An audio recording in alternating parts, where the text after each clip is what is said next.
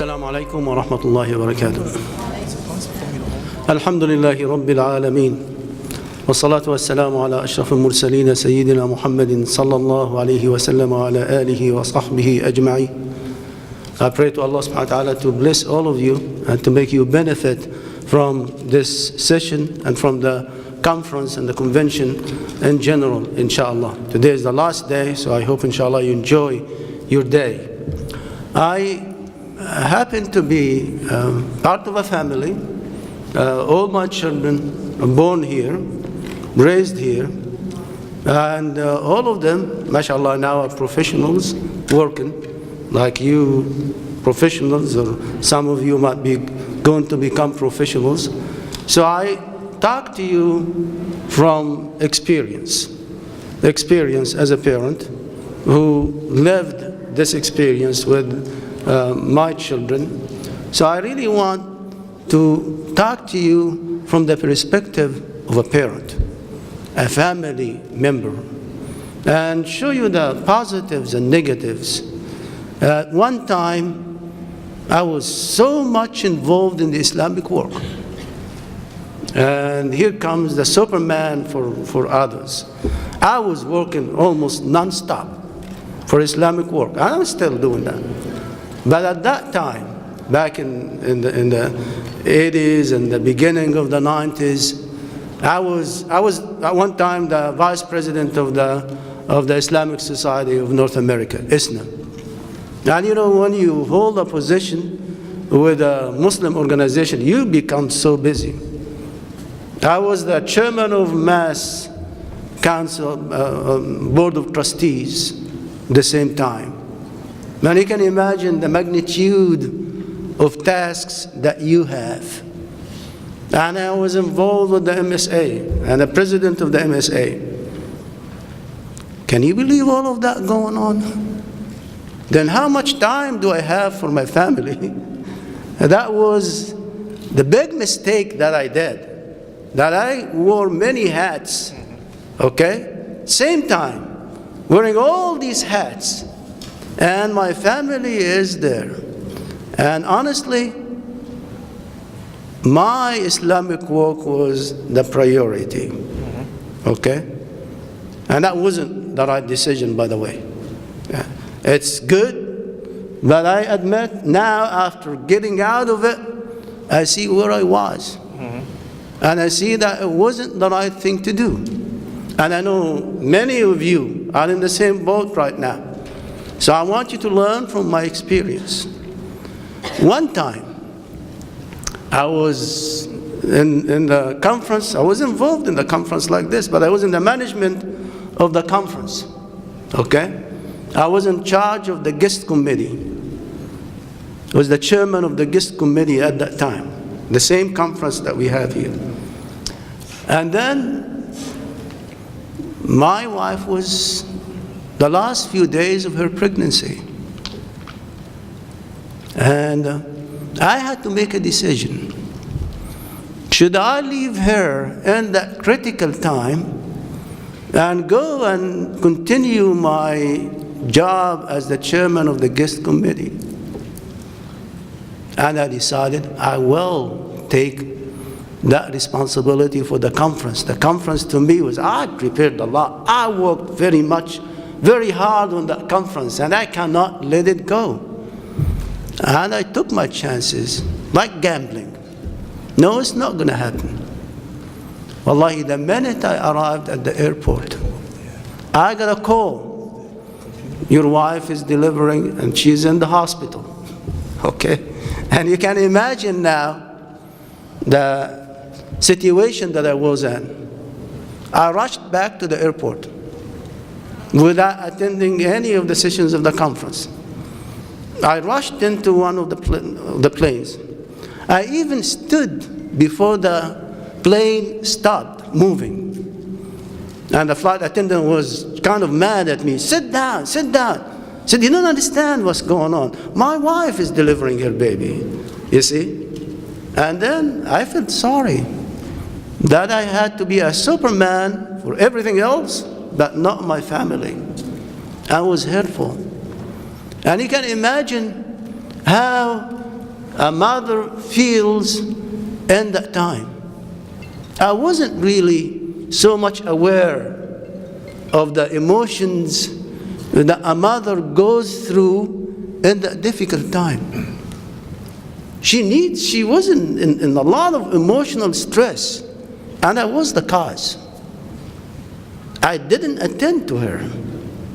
I attended to the rest of the world, but not to her. I attended to everybody else, but not my children. And that was wrong. That was not only wrong, but painful to her and to my children. It was in December, like we have it in December. The weather was so bad. The roads were icy.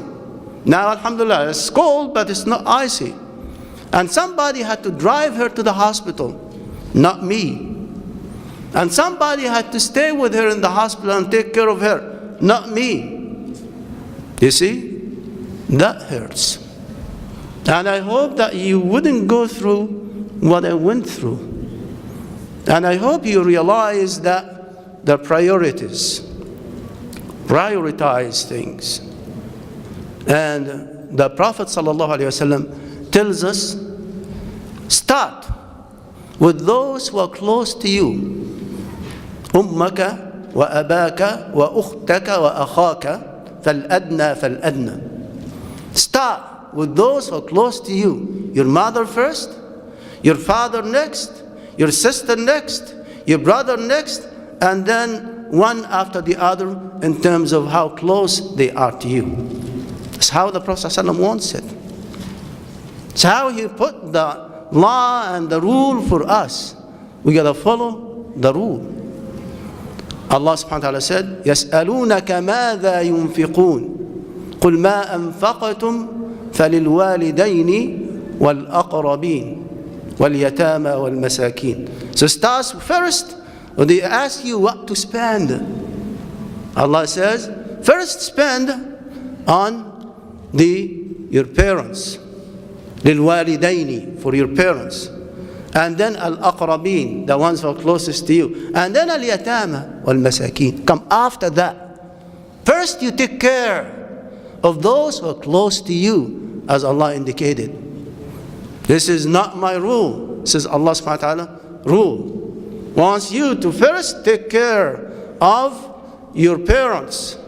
Then your brothers, your sisters, and then your brothers, and then your relatives after that, and then al-yatim and miskin and other categories that come. Some people say, how about ayatul zakah?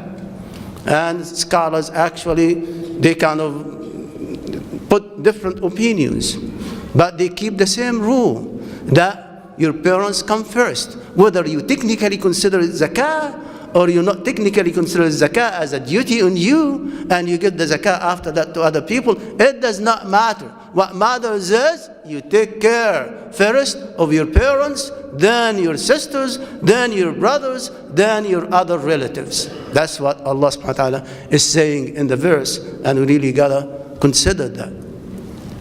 When somebody came and asked the Prophet ﷺ, Man ahaqqun nasi bi suhbati, who's the most worthy of my company? It's not your friends, it's not your work or other places. They said, your mother. And then he asked, and then who? Your mother. And you all know that hadith. And then who? And they said, your mother. And then your father. This is how the Prophet ﷺ defined it. So it becomes very important for us to put things in perspective and to follow the sunnah of the Prophet ﷺ and follow the Quran. Family is very important.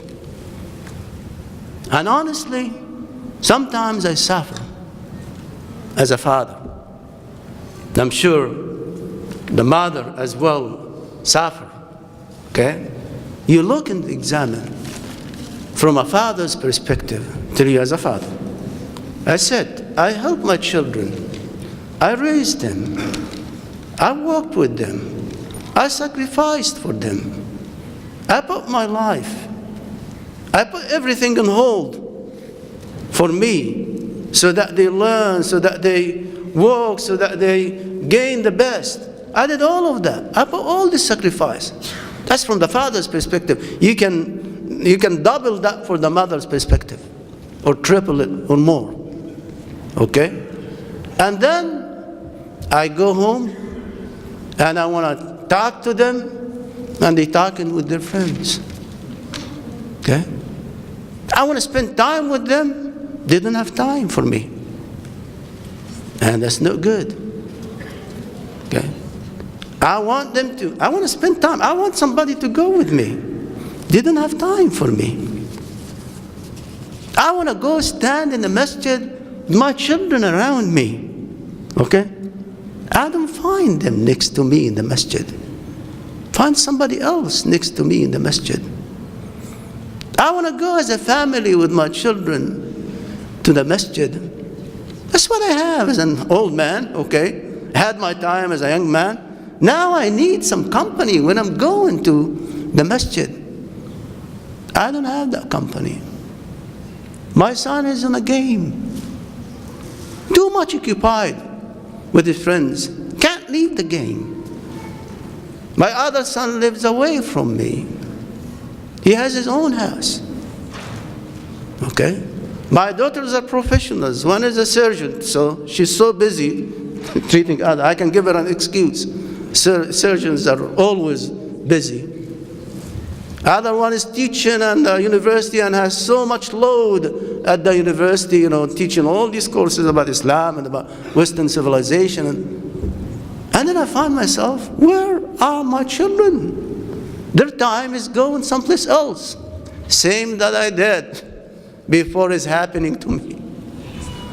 Allah lets me pay what I didn't think I'm going to pay. But it hurts. It hurts a lot.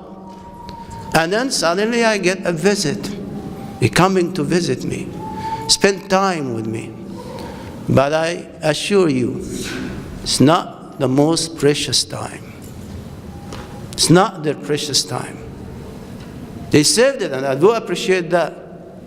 But I wish all of you here realize the value of family time, the value of working as a family, finding projects to work as a family.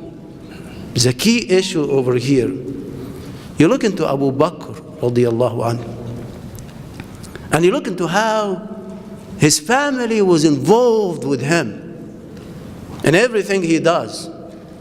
Even his father, who wasn't a Muslim there, and was talking to him, and he's still part of the family, involved with them in the hijrah.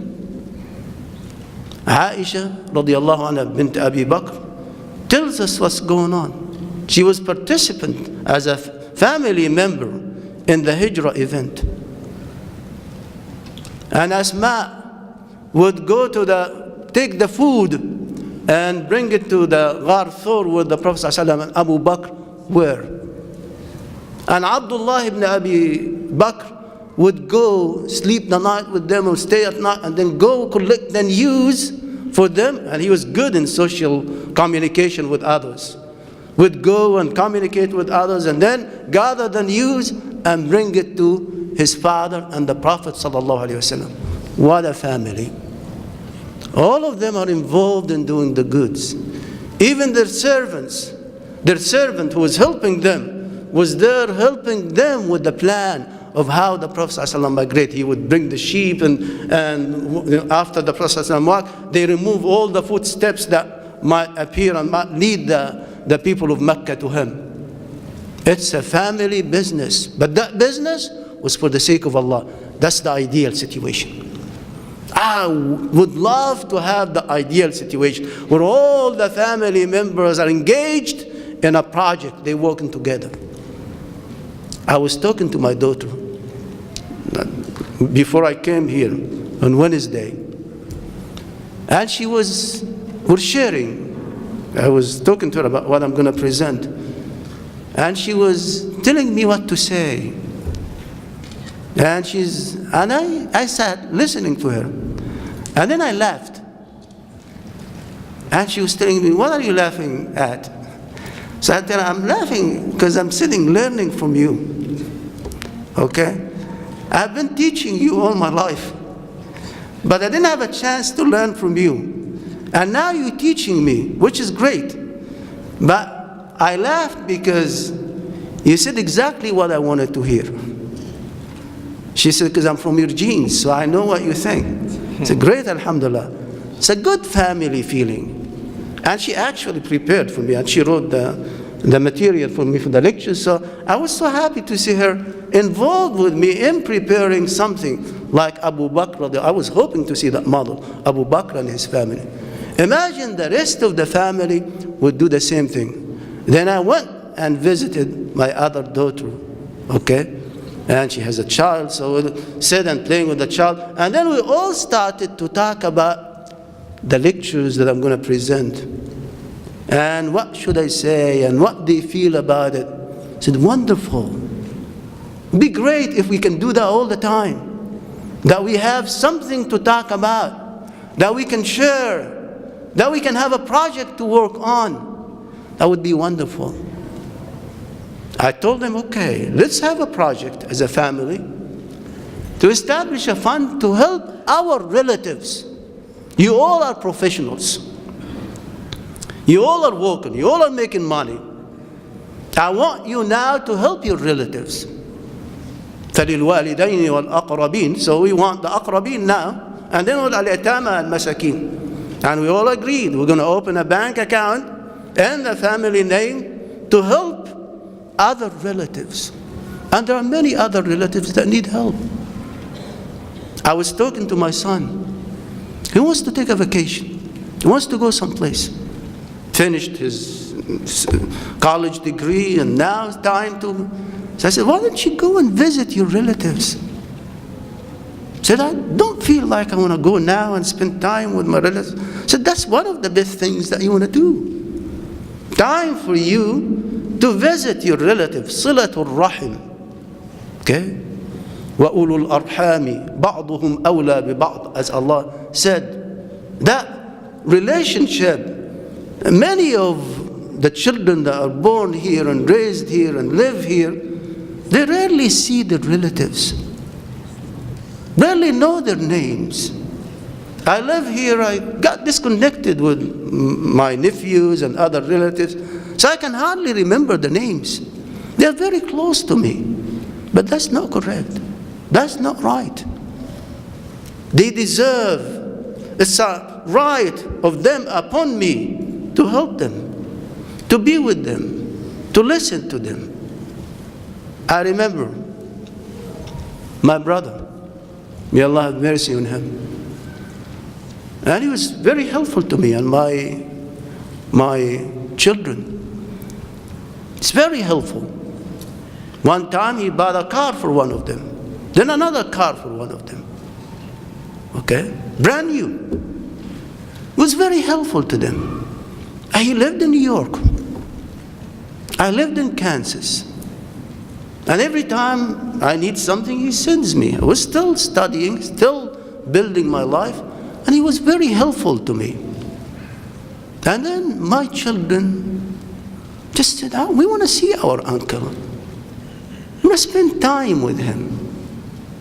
So I told them, I really don't want the money. I want you. I want you to come and spend some time with the children. He was reminding me before his death that was one of the most important things, most important reminders that affected him. And he left everything and came to visit with them. And he had a whole different feeling, spending time. So material things is one thing, but the company, the emotions, the happiness, the social gathering, all of that is very much needed, and it's much more needed than anything else.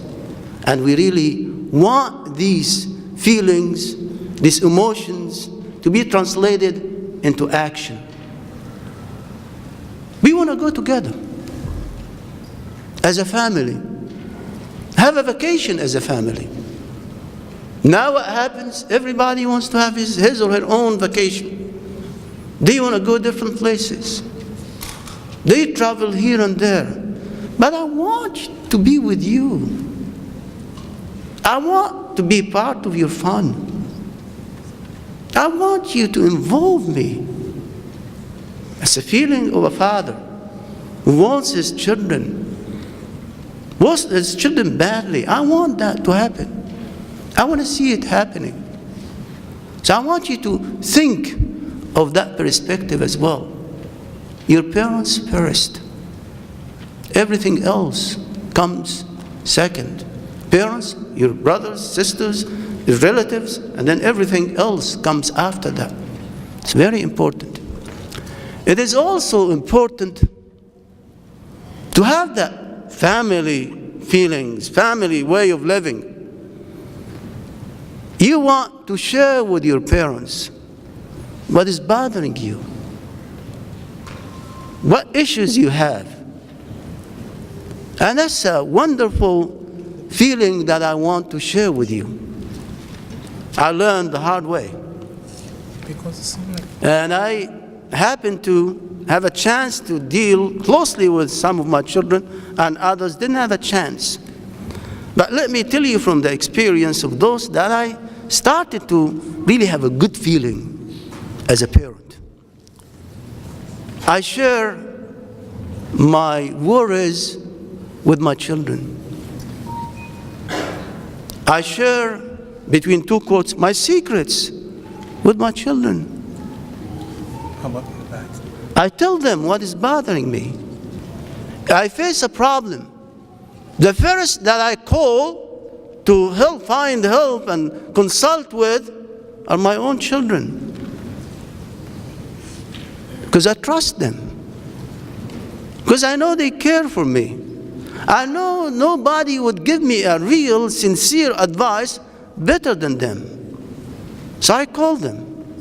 This is what happened in my work. This is what happened with me. What do you think? And I get a warm advice, a caring advice, with a dua, with involvement. It's not something they give and they're gone. They keep themselves involved until it's solved. I wish that happens with everybody. It happens with the rest of my children. Building a trust between you, your parents, and your relatives is great.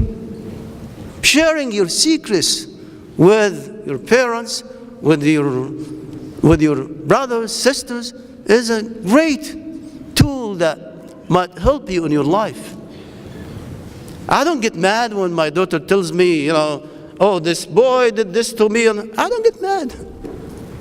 Because she trusts me. She put her trust in me.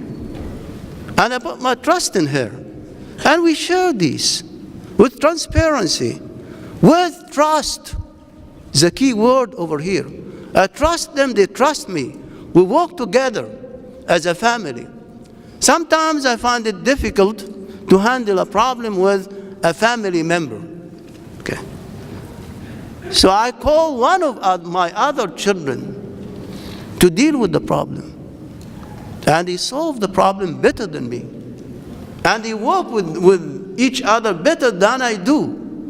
And that's an effective way of handling problems within the family. So after this long experience with my own children, with my grandchildren, with the way I dealt with the Islamic work, I came to the conclusion, your family comes first. You gotta be a Superman for your family first. And then other things come after that. I realize sometimes we may have difficulty in the Islamic work, especially those who are active. And it is very important that you get active in the Islamic work and you take a leading role. As Allah said, وَجَعَلْنَا لِلْمُتَّقِينَ إِمَامًا. Allah make us leaders for the righteous. And I remember Zayd ibn Thabit and how he was a leader since he was a child. And how he was so eager to learn things and make the world a different world. As he lived with the Prophet ﷺ, serving, as one of his companions who worked very hard with him. He was so much, enthusiastic to do the Islamic work. In about 2 weeks, was able to learn a language in the Islamic way, because he wants to help Islam. I want the enthusiasm, but at the same time, I want to create that balance between my family and my Islamic work. That balance is very important, very necessary.